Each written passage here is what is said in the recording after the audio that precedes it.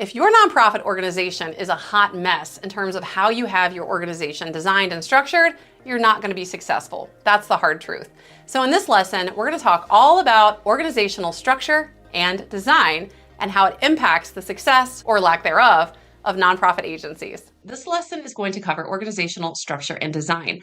Just like you have to have a well-organized closet in order to efficiently get dressed and manage your clothes, the same applies to a company. A company has to be designed intentionally, it has to be designed in an organized fashion, and there's a lot more thought that goes into this stuff than you might think.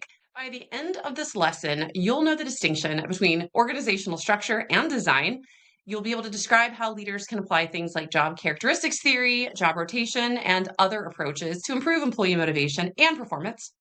You'll understand the structural elements that go into organizational structure and design, and you'll understand how communication flows in organizations. We'll also uncover why performance-based compensation is the best approach when designing reward systems, and we'll summarize organizational culture. And finally, we'll discuss why organizations sometimes need to undergo a restructure. First, let me explain organizational structure and organizational design. I'll tell you the differences between them and how they are interrelated. Organizational structure is that static, meaning it doesn't change regularly at least, and it's a formal framework. And it is the structure that defines the hierarchy, basically meaning who reports to whom in an organization, and how people are grouped and arranged according to their job roles, different roles and responsibilities, and reporting relationships. Organizational design is that dynamic, meaning it's constantly changing, step-by-step methodology that goes into shaping the various organizational components that go into organizational structure. Now, if you want to visualize the design and structure of an organization, you can generally do that through an organizational chart, which you see here. This shows you the reporting lines of who reports to whom, how people are grouped, and there's a lot of other information that you can convey from an organizational chart. It basically provides the structure and relationship for the various ranks and positions of jobs within that organization. Next, I want to share how leaders can apply various organizational behavior theories when it comes to improving employee motivation and performance, as it relates specifically to job design. Now, organizational structure is the basis or the foundation of organizational design. So when you're designing an organization, you have to have a solid structure. And that structure focuses on 5 main components. They're job design, departmentalization, hierarchy, delegation, and span of control. But before we get into that, and before you design any job, you have to do a few things first. One is a job analysis. You really have to sit down and do your due diligence and investigate and understand all of the duties, tasks, responsibilities, skills, knowledge, and all the qualifications you need in the ideal candidate to fulfill that job.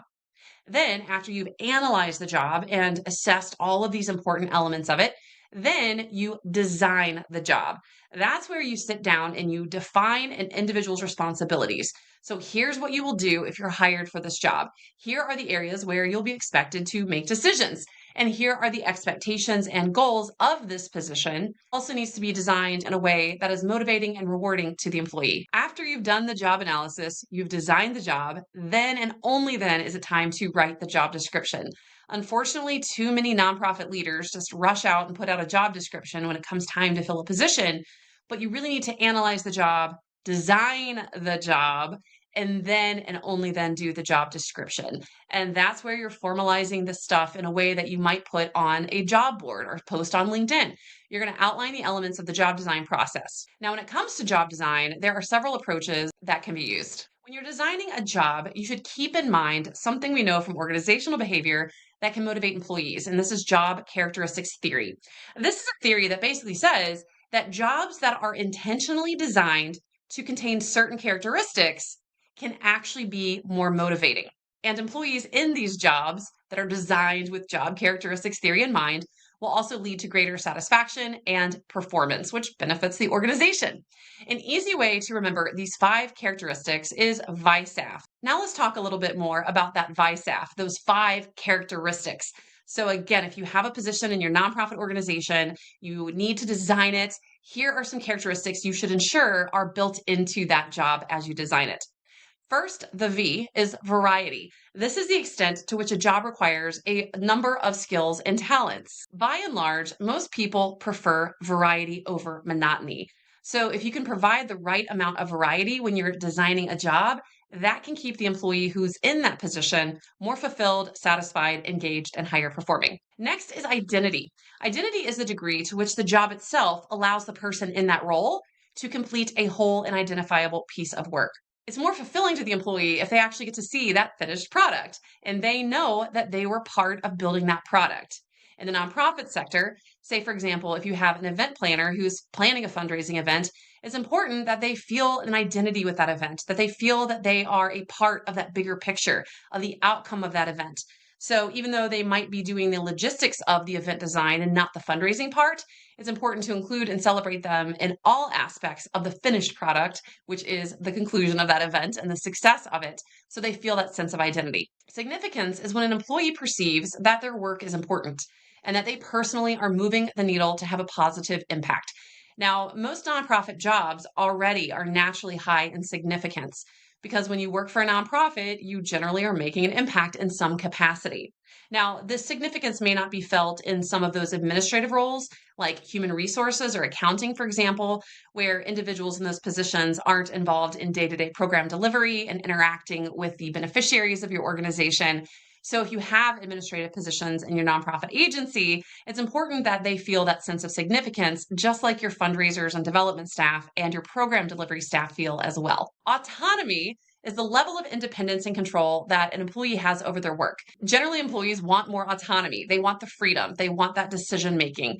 And if they have that, they're going to feel better about their jobs. They're happier, they're more fulfilled, and they're higher performing. In the nonprofit sector, just by nature of the fact that we often are operating in really small teams, a lot of nonprofit jobs generally tend to be high naturally in autonomy because we don't have lots of layers of management to oversee employees, even at entry level positions. Now, that being said, I have worked at nonprofit agencies that while they're still small, there are micromanagers who come in and try to lord over employees and don't give them that autonomy and freedom. So it's not necessarily a given in every nonprofit, but autonomy does generally tend to be higher in smaller nonprofits. And finally, feedback. This is the extent to which workers receive clear and direct information about the effectiveness of their performance.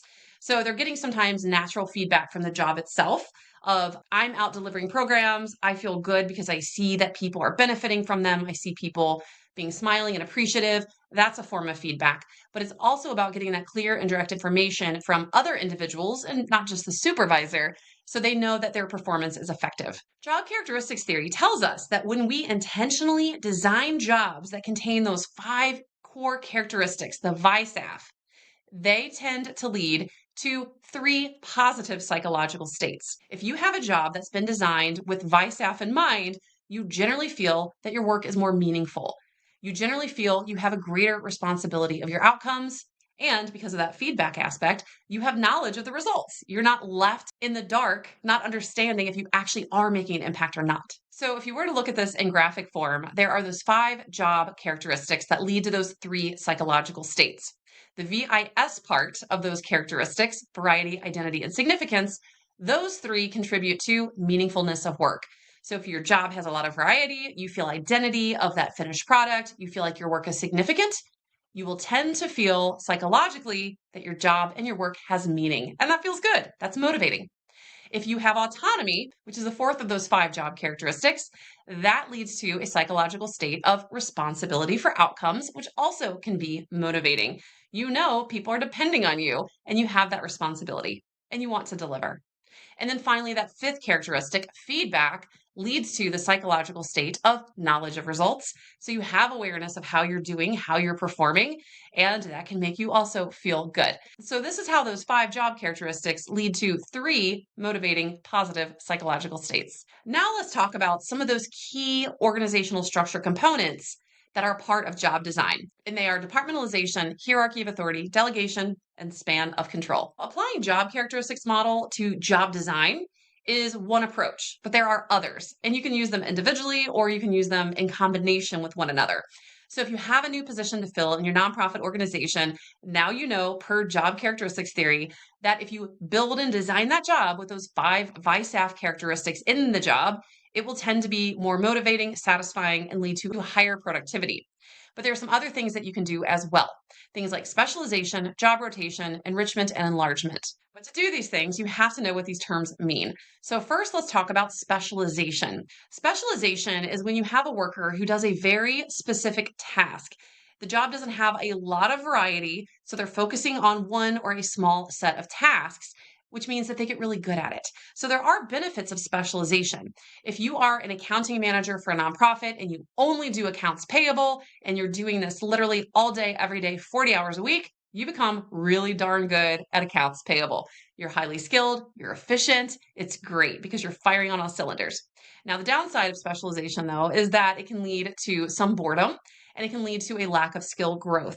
If you just graduated from college, you go into a nonprofit in an accounting role, and literally all you're doing is accounts payable, before too long, you're probably going to get bored with doing accounts payable. And you're going to realize, I'm not learning much here. I want to do accounts receivable. I want to do financial reporting. I want to do auditing. I want to do a lot more stuff than just write checks and pay bills. So, to address these issues, leaders can use some job design approaches to provide opportunities for skill development and variety. This can include things like job rotation, job enrichment, and job enlargement. Job rotation is where you have an employee who rotates through different roles in the organization. So if I'm stuck in that accounts payable position, I've gotten really good at it, but I'm bored. My boss might decide to rotate me to accounts receivable. So now I get to specialize on that, giving me more variety and allowing me to learn a different set of skills. Job enrichment aims to enhance the depth and complexity of a job. So you're adding more qualitative tasks that require more responsibility, autonomy, and skill. So, for example, I might be asked to oversee the new accounts payable intern that just came in and make sure they understand our accounting system. Job enlargement seeks to decrease the boredom of a specialized job by expanding the scope of the job. Next, let's talk about departmentalization. This is how we group people in organizations into different departments. And we usually do this based on specific objectives, goals, or outcomes of the organization. When we decide how we want to group people, there are a few methods that tend to be used: functional, product, geographic, customer, and matrix. Functional departmentalization happens when you group people based on their job function. You have all of the accounting people working together in the accounting department. You have all of your fundraisers working together in a development department. You have all of your program delivery people working in the program services department. Due to the nature of nonprofit work, functional departmentalization is a very common approach. So you'll see a lot of agencies that departmentalize this way. If you work for a nonprofit agency or you're doing an agency analysis assessing a nonprofit organization, take a moment to think about how they group their people. Is it this way by function, or is it one of the other approaches that we'll discuss next? Another way that organizations sometimes group people is based on product. On a for-profit company, this is a little more easy to understand. So a big consumer products group like Procter & Gamble, for example, they have thousands of different products. So they'll departmentalize based on product. So they may have a baby care line, which is diapers and wipes and all of the baby products. They'll have an oral care line of all the dental hygiene, toothpaste, toothbrush, mouthwash, that sort of thing. So for an organization like that, they might use a product departmentalization approach. Some nonprofits use this approach, especially if they're very heavy on program delivery, and you've got a different array of services and programs that you deliver. Now, remember, in the nonprofit sector, sometimes using the word product feels a little weird because it's like, what is our product? Well, remember, your product is your mission. And in this case, your product is the programs that you're delivering to your constituents and to your stakeholders. So the way nonprofits would use product departmentalization might be by segmenting employees based on the category of those programs and services that they're delivering.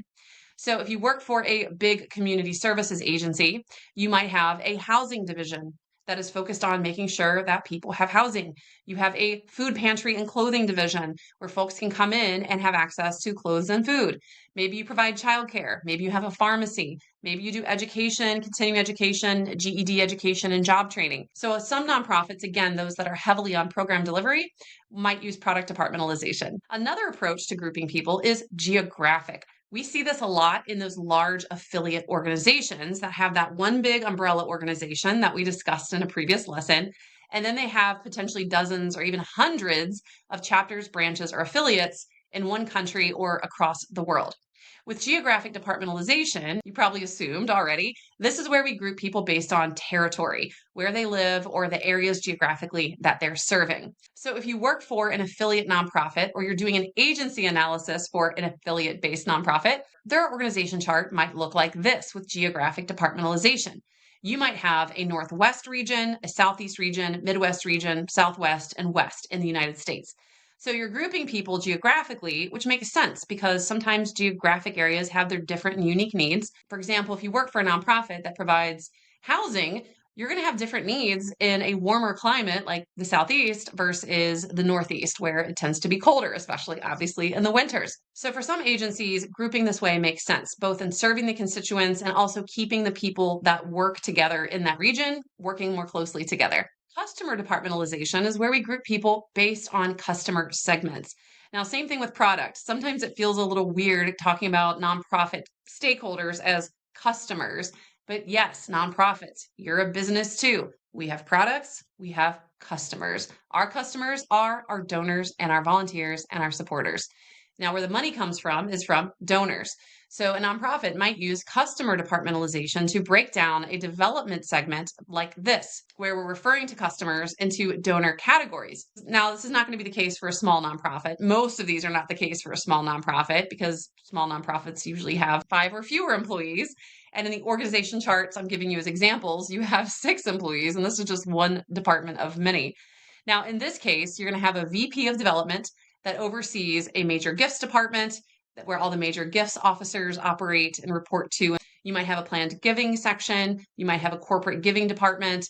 You have a department dedicated to foundations and grants because fundraising that way is a little bit different than the other ways. And then you might have a department that's focused just on annual giving, mail campaigns, email campaigns, telethons. And finally, the most complex method of departmentalization, which is matrix. Some of your larger affiliate organizations might use a matrix departmentalization approach because this is a hybrid structure where you have 2 or more forms of departmentalization used in tandem. Now, this can get complex and it has some challenges sometimes because it might mean that an employee reports to not 1, but 2 direct supervisors. And that can lead to some questions about who's really an authority, who makes decisions, and things like that. But in the example here, this is a matrix departmentalization approach that, for example, a large affiliate organization might use. In this example, they're departmentalizing people based on geography. So there is a regional director of Western states, a regional director of Midwest states, and a regional director of the Eastern states. But there's also another department where they're departmentalizing based on customer. So they're breaking out their customers or their donors into segments. So there's major gifts, corporate giving, and foundations and grants. So you could, for example, be in a position like this, where you directly report to a regional director of West States, and you also report to the major gifts director. So you have not 1, but 2 direct supervisors. When designing an organization, another thing you have to keep in mind is hierarchy of authority. So a hierarchy is a cascading structure. So this is a formal structure where there's different levels and positions within an organization that defines those reporting relationships. It also influences the flow of how decisions and communication happens within that organization. An organization chart is a visual representation of this chain of command. And when you look at that chart, you can see pretty clearly who reports to whom. Now, if I just look at an organizational chart, I can tell who's the boss of whom. I can see who has authority over whom. But that doesn't necessarily tell me how authority is distributed. Just because someone is a director of planned gifts, I don't know necessarily the extent to the authority that they have. So something that needs to be considered in job design is delegation. Delegation is where we delegate tasks to other people. It's where we assign authority, responsibility, and tasks from a higher level position down to a subordinate or some lower level employee on that organizational chart. This empowers a subordinate to have more autonomy, to make decisions, to take on tasks, to have some control, and also to be accountable for outcomes. On an organizational chart, you can see a little bit of the delegation in terms of who reports to whom, but you don't really get the full picture of how that authority is distributed. Now, when it comes to delegation, where and how that power and authority is concentrated determines whether or not we define that organization as either being centralized or decentralized. If you work for a centralized organization, that is one where they don't delegate very often. That power is kind of hoarded and held up at the top of that organization chart, just at the higher levels in that hierarchy of authority. They're kind of stingy with the power. They don't share it, they don't distribute it down the org chart, they don't delegate. If you have a decentralized organization, however, these organizations allow for greater delegation. That authority and that power and that decision-making authority, that is spread down sometimes to even the lower level positions, giving them more decision-making authority. So think of the organization where you work. Where is power held? Is it held there at the top and that is highly centralized, or is it distributed throughout the organization and more decentralized? Now, in the real business world, there's no such thing as a 100% centralized or 100% decentralized organization. It's more of like a spectrum. So think of it that way. And think about where your organization falls in that spectrum between centralized and decentralized. In order to delegate, managers have to have people resources. And we know that this is a problem in nonprofits, this resource scarcity issue. So we don't always have, as a manager, a lot of subordinates or employees to delegate things to. So one thing that we need to consider in job design, especially in the nonprofit sector, is span of control. Span of control is an organizational design term that simply means how many employees report to one manager. And this also defines how well or not it can be handled by one single manager. So if you're designing an organization that is a nonprofit, you have to think about span of control. And most, if not all, of those small nonprofit organizations, which remember we learned from a previous lesson is usually 5 or fewer employees, they're naturally going to have what is called a flat span of control. A flat span of control happens where you have one manager overseeing everybody else. Now, this is very feasible and probably is the only feasible path for a lot of small nonprofits. Because if you have 5 employees, it wouldn't make sense to have an executive director, a director, an associate director, and 2 coordinators. That's just too many layers of management for an organization that small. So organizations with a flat span of control is defined as one where a manager supervises a relatively large number of subordinates, and large being relative to the number of employees in the organization. And this can have some pros and cons. The benefit of a flat span of control is that leaders are more directly connected with their employees. They can operate more efficiently. They don't have to go through different layers of management when decisions need to be made. They can easily and quickly communicate. Now, the downside of this is that you are putting a lot of responsibility on one management position.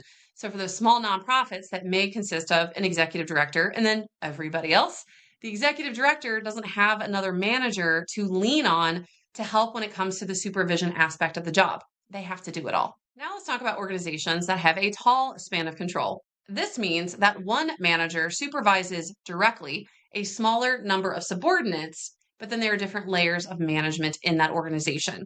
This leads to a narrower organizational hierarchy of authority with lots of management layers. So this is why it's called tall. If you look at a span of control that's tall, it's going to look something like this graphic. You've got an executive director, associate director, other directors, then coordinators. There's layers. It's tall versus flat, where it's one person and then just everybody else. Visually, it's flat compared to this, which is tall. Now, there are pros and cons of a tall span of control as well. It's great when you're an executive director and you only have to directly supervise 1 or 2 people and you have other managers to depend on to help you lead the organization. The downside is it leads to slower decision making. So if you are, for example, a marketing coordinator who reports to the program services director, who reports to the associate director, who then reports to executive director, you've got 2 levels of management between yourself as marketing coordinator and that executive director. So oftentimes this can really slow down communication and decision making, and it adds a lot of red tape. So it's just inefficient. Now let's talk about how communication flows within nonprofit organizations. When you're designing a nonprofit organization, it's important that you align these components in addition to all the other factors that we discussed. You consider things like communication channels, rewards and recognition, and culture. In organizations, communication can be either formal or informal. Formal communication is that flow of official information that happens through proper, predefined channels and routes. For example, I'm the marketing coordinator for a nonprofit. I email out a press release to my media contacts to announce an upcoming educational program or event. That is a form of formal communication. So this can be things like phone calls, emails, press releases, memos, policy manuals, other official channels. And communication can also be external or internal. So external communication refers to those interactions with people in the organization and those outside of it. So if you're a marketing coordinator interacting with the media, that is an external audience. So that's external communication. Informal communication, this flows freely. It's unrestricted, it's not official, and this is kind of like the gossip mill or water cooler talk. It's not a formal meeting, it's not an email, it's not telephone. It's basically employees chit-chatting about things that are not always even necessarily work related. And informal communication can also be internal or external. Internal communication refers to the exchange of information within an organization. So nonprofit employees gathering around the Keurig machine on a Monday morning to talk about the Bengals game the night before, that is an example of informal internal communication. That marketing coordinator having lunch with one of her media friends and just chit-chatting about life, that's an external, informal communication. And when you consider communication in an organization and you look at the organizational chart, you can dictate the direction of the flow of that communication. Downward communication happens when you have someone in management that is communicating either formally or informally with someone that is lower down on that hierarchy of authority. In contrast, upward communication flows from an employee that is lower in the food chain up to a higher level of someone else in that organization. Horizontal communications or lateral communications, that happens when you have individuals who are on the same level who communicate. So if I'm that marketing coordinator, I'm chit-chatting with my coworker who is the outreach coordinator. We're kind of on that same level. That is horizontal communication. It's also internal communication because we're both internal to the organization. And if it's just chit chat, that's informal. Diagonal, this cuts across all the different levels and functions. So think of this as when it's neither upward nor downward nor horizontal. When designing and leading organizations, nonprofit leaders need to consider some of the problems that can happen with communication. One is that informal communication can sometimes lead to gossip or rumors. So you kind of have to stay on top of that. Another problem when it comes to communication in nonprofit agencies or any organization for that matter is something called the silo effect. The silo effect happens when you start to have isolation or compartmentalization among and between different departments or teams within an organization. So for example, the marketing department doesn't really communicate well with your development department. Neither department knows what the other is doing. They're not working in partnership. They're not communicating, and therefore they're not collaborating. So fundraisers are out in the community raising money, delivering a completely different message that is contradictory to the messages that the marketing department might be putting out on social media or in press releases. And that can create a whole host of problems. The silo effect is often caused by poor organizational structure. So when you're designing an organization, you really do have to think about things like departmentalization and what's the best way to group people, especially in ways where they're going to need to communicate and collaborate. And once an organization is designed and you're leading an organization, you have to look at methods and opportunities that your different departments have to communicate and collaborate with one another. And if you see that the silo effect starts to happen, it's your job as the leader to get in there and implement strategies to strengthen communication and collaboration. Now let's shift a little bit and talk about performance-based compensation, because this is a part of your organizational design as well. In the previous lesson, we talked about motivating nonprofit staff. You now know that organizational design can also be a motivating factor for employees, like we discussed with the job characteristics theory, and making sure that jobs are designed with variety, identity, significance, autonomy, and feedback. But another way that we motivate employees is the classic way, through rewards and recognition. And one simple way to achieve most of the things that we've learned from academic research and what we know about employee motivation is to tie pay to performance. Performance-based compensation is basically tying your pay and your rewards and your recognition to your performance. Now, this might sound like a complete no-brainer, but it would shock you how many organizations don't use a pay performance link. But by doing this, it ensures outcomes are fair, it makes sure they're equitable, it makes sure you minimize your legal trouble of being accused of discrimination, and also that you're holding your employees accountable in terms of their performance. So when you're designing your nonprofit organization and you're designing the jobs within that process, that you're considering this pay performance link, and you're enacting strategies that motivate people by tying pay to performance. And this ties in to the previous discussion we had in a prior lesson about how we measure employee performance. So when you're doing those performance evaluation metrics, whether it's bars, MBOs, 360-degree feedback, or those things that we talked about, that when you're doing that, that you've designed the job in a way that you're tying that pay to performance. Now let's talk about organizational culture. Organizational culture is those shared beliefs, norms, values, attitudes, and behaviors that define the collective identity of an organization.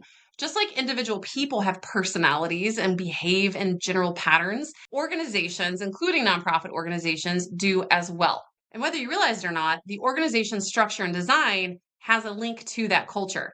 For example, if you work at a nonprofit, that's flat. You have one executive director, you have 4 employees that report to that executive director.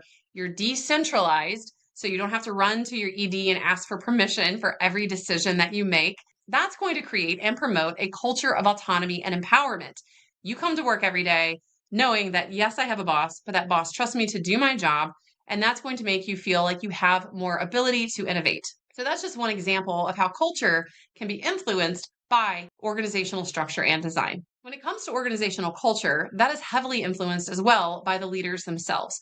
So if you're an executive director, you run a nonprofit, you play a big role in shaping your culture. And you do this through good design, but also by leading by example, by really demonstrating the values that your organization has determined are important to them, which we talked about in a previous lesson, that you have engaged in effective organizational design. And when that design doesn't work, that you're willing to fix it. And also that you've built recognition programs that reinforce those cultural values and do things like tying pay to performance that both hold employees accountable, but also making sure that they're being rewarded on their outcomes, not by some other unfair factor. Now, when it comes to a nonprofit's overarching culture, there are some culture types that tend to develop in certain nonprofit agencies.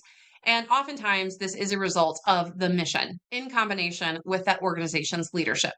Some nonprofits try to establish what's called a mission-driven culture. And I would argue that to an extent, all nonprofits should be a mission-driven culture at its core. And this is where you prioritize mission above all else. Nonprofits that are heavily program delivery based often evolve into a community-focused culture. This is where the priority is based on strong connections with those local communities and those who benefit from their programs and services. Another type of culture is a donor-centric culture. This prioritizes donors as a stakeholder group. So in making decisions and in driving activities and in strategic planning, it's all about the needs of the donors and satisfying those needs. An inclusive culture is one that emphasizes DEI, diversity, equity, and inclusion, across and among all stakeholder groups. And ethical cultures are those that really put an emphasis on ethics and moral standards. Now, when you're looking at these cultures, hopefully, if you work for a nonprofit or you're doing an agency analysis, you're looking at these things and thinking, well, guess what? My agency is all of these things. And that's not uncommon. And that's not a bad thing. In fact, it can be a good thing because many organizations exhibit some combination of these cultures. And you might even have subcultures within different departments that emphasize certain things more than others. For example, if you work in a large affiliate organization, you have a development department, chances are good they're going to adopt a donor-centric culture, whereas your program delivery department, they're probably going to be more focused on the community culture, whereas the overall organization is probably a mission-driven culture. Now let's talk about why sometimes restructuring happens. Restructuring happens when you have an organizational design that's just not working anymore. Something has changed or disrupted the structure, the communication flow, the roles, or even the culture can shift and change. These restructurings can be relatively minor. For example, you may have one position and instead of having that report up through a certain director role, it moves to a different director role. Or it can be significant, where you completely scrap your structure, your hierarchy of authority, your org chart, and you start from scratch and build it all up again in a different way. To be honest, a lot of times when organizations do a significant restructure, it's for one reason, and that is to reduce headcount. The payroll costs have gotten too high, and in a nonprofit organization, as we learned in a previous lesson, that employee productivity ratio is one of those KPIs that we use to measure the effectiveness of a nonprofit organization.